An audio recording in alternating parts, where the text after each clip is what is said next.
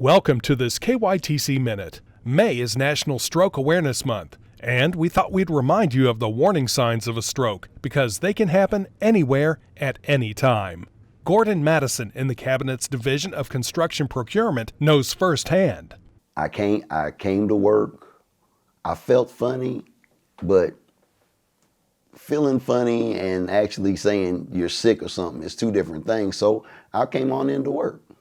My coworkers, Lori and Wendy, just kind of came up to me toward maybe midday or something early and said, "Hey, something's wrong with your face, and I mean your speech is slurred and everything else." And I was just like, I didn't realize it.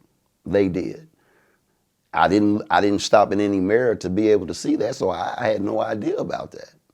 My speech being slurred, I definitely didn't know anything about that. I thought everything that was coming out of my mouth was a perfectly formed sentence, and it wasn't.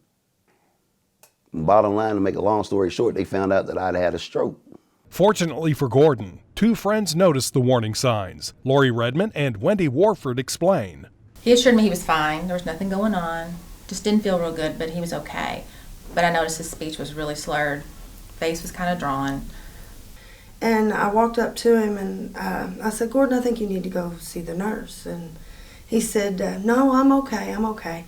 He had some things in his hands, and I took them out of his hands and I set them on the table and I told him no. I said, "You're going to see the nurse." I refused to take no for an answer.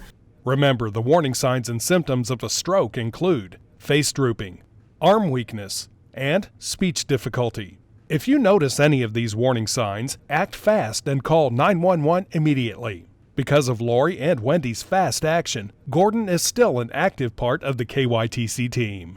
Sometimes you gotta make somebody do something they don't want to do, and it ends up for the best, and that's what happened.